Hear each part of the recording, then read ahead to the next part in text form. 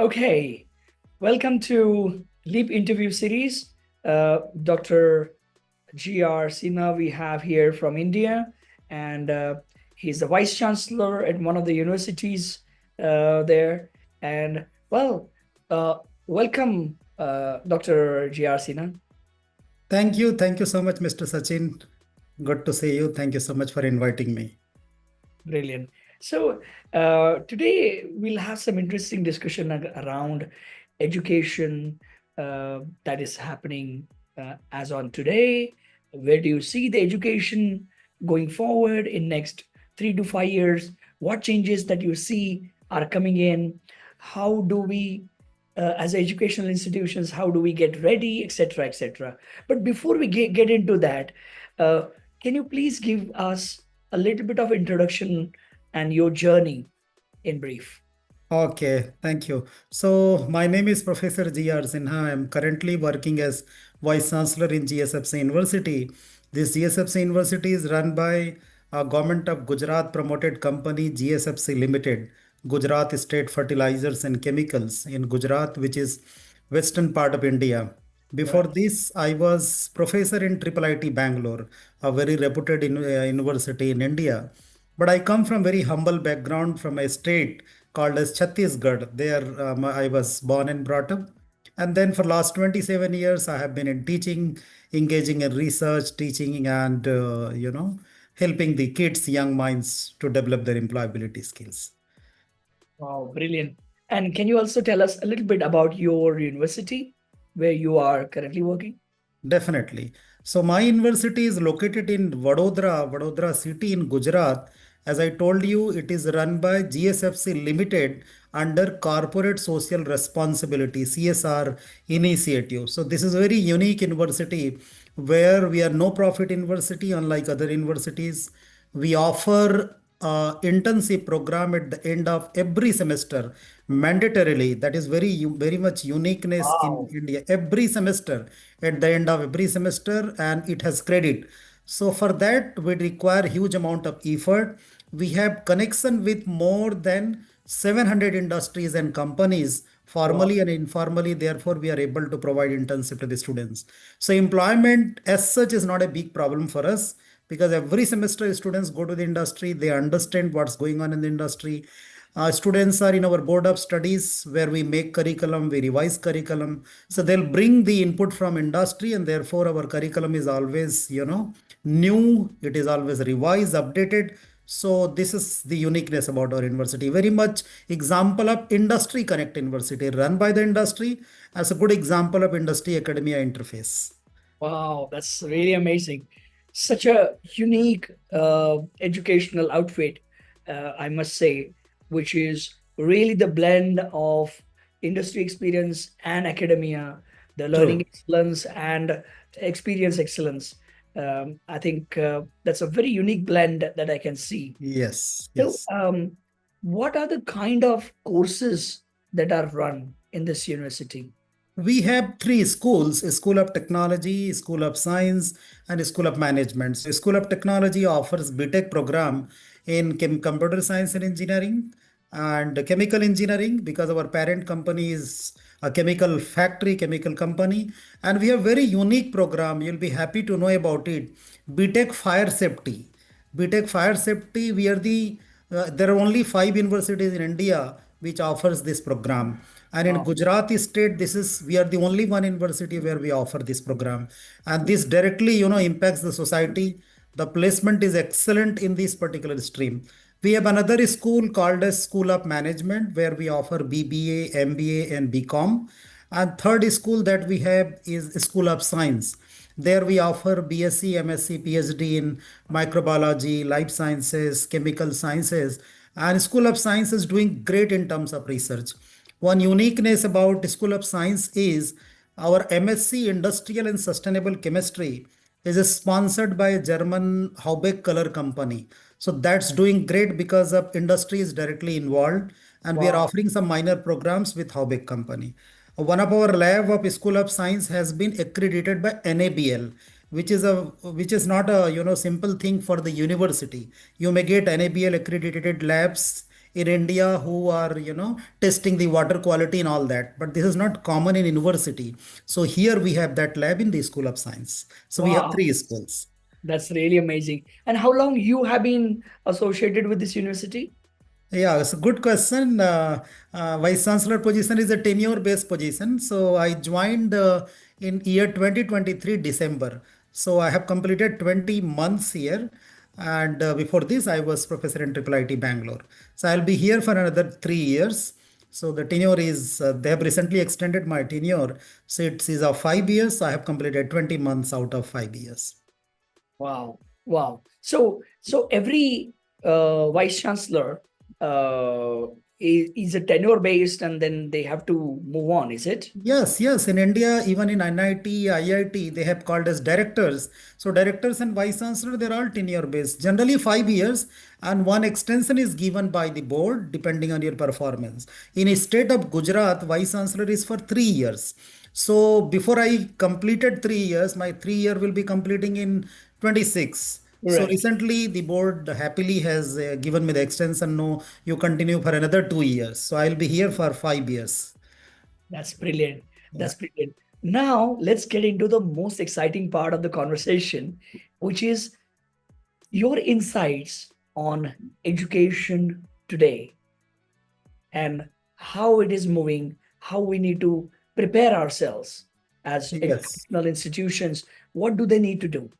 It's a wonderful question. See, earlier what was happening, the education was not very much outcome based, and the aspirations of students were not very high. Technologies were not much there in education. So there has been paradigm change, paradigm shift in the education. Until you adopt the technologies, AI based technologies, education technologies, it would be difficult to survive. The reason is the more focus is on skills. Until knowledge is combined with the skill set, students will not be employable.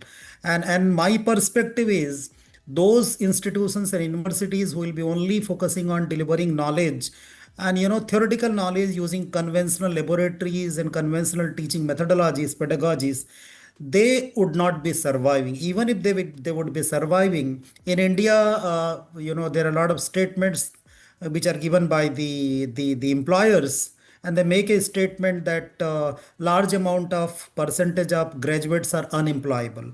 The main reason is they lack competence, they lack employability skills. So it's going to be very much challenging. Those institutions and universities who are focusing on skill set, and for that what is required is two things. Number one, your teaching has to be research based teaching. Problem based learning has to be in the center. And what is most important is you have to have connect with the industry. Until and unless you have connectivity with the industries, you understand the real world problems of the industries. A student would be Okay. understand the need of the students. Those who understand the aspiration of the industries, they will be definitely doing great. Absolutely. Well, that's extremely insightful and very useful for many educational institutions. If they're listening to this, I think this is brilliant insight. Now, let's turn towards faculty development. I think a lot of well, every institution talks about it. Uh, Correct. that they have different activities that they do for faculties. Some only talk a lot, but they are not able to execute much.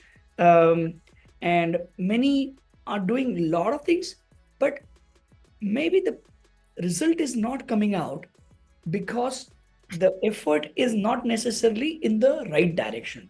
So my question here is, what is the right kind of faculty development program?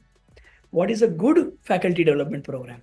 It's a very interesting and very useful question. It's very right question. The FDPs, faculty development programs, conventionally conducted, and they are attended in the that approach only. That doesn't result much outcome. But I think I have an answer for your question, and Wow. it is here in my university. We have another unique thing for the faculty, and that is mandatory. Every year, every faculty has to undergo 80 hours of internship in industry. Since Wow. we are an industry connect university, we have connection with 700 industries and organizations.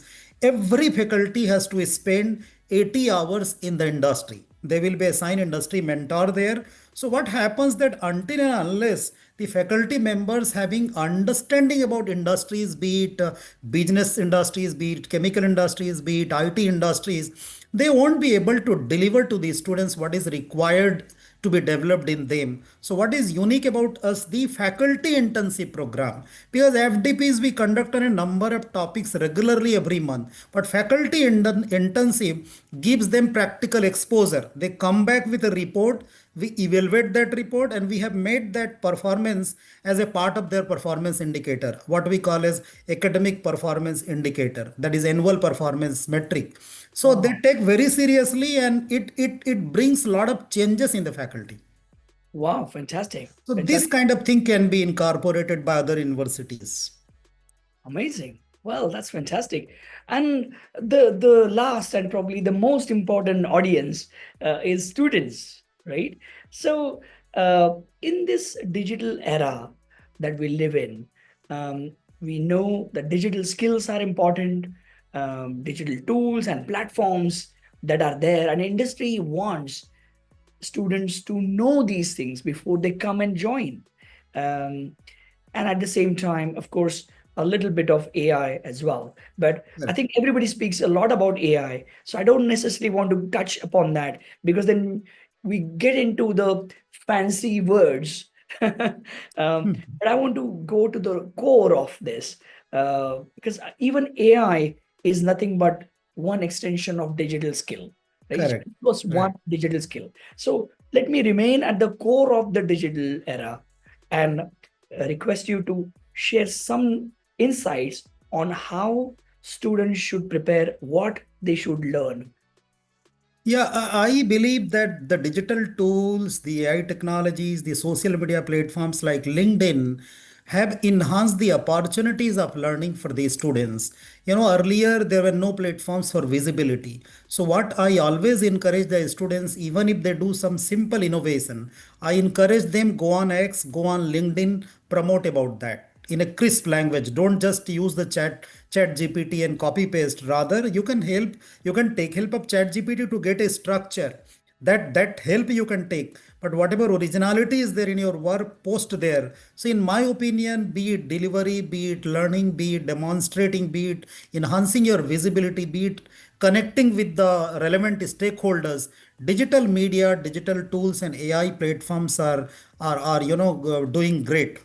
So I always encourage the students, do not solely depend on the technology. I mean, if you are copying and pasting the code from chat gpt, it won't serve the purpose. When I teach python, I tell the students, do not use the library, go inside the mathematics of the library. And all these helps you can get it from the digital tools and with the help of digital media. But what I always emphasize on, until and unless you present yourself, what strength you have, what uniqueness is there in your knowledge through the digital media. So I always recommend, use the digital media, use the LinkedIn kind of social media very constructively, so that you become visible, your work is visible, and then you will have value in the market. So I think the students have great opportunity. I always take it as a positive side. Until and but proper motivation is needed, because there are a lot of stuff available in digital media that can demotivate them, and all negativity is there. But I think faculty needs to be mentor. In India, we call it as needs to be a guru. If you are acting as a guru, they will listen to you. Fantastic. That's really, really amazing. And even though we're coming towards the end of our time limit, uh, I see that you have wealth of knowledge, absolute great insights. So I'll put one more question because I think that's so crucial for students to understand.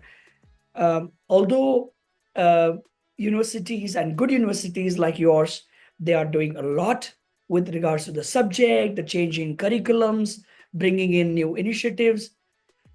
Even then, every student is not the same.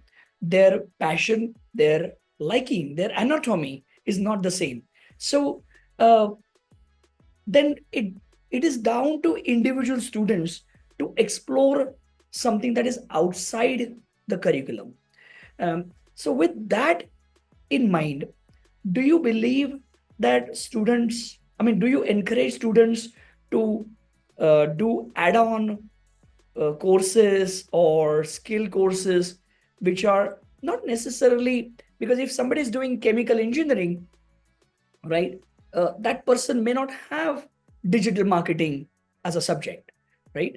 But then, how do I succeed as an entrepreneur in chemical industry if I don't know the basics and the concepts Yeah. of digital marketing? I don't want to become a marketeer, but I think digital marketing covers a lot of other things which will be essential for any field, any domain to succeed. So, what's your view on these add-on courses that This students? is a wonderful question. India has, NEP 2020, is National Education Policy that came in 2020 that talks about holistic development and multidisciplinary education. So that, in fact, is talking about promoting multidisciplinary education.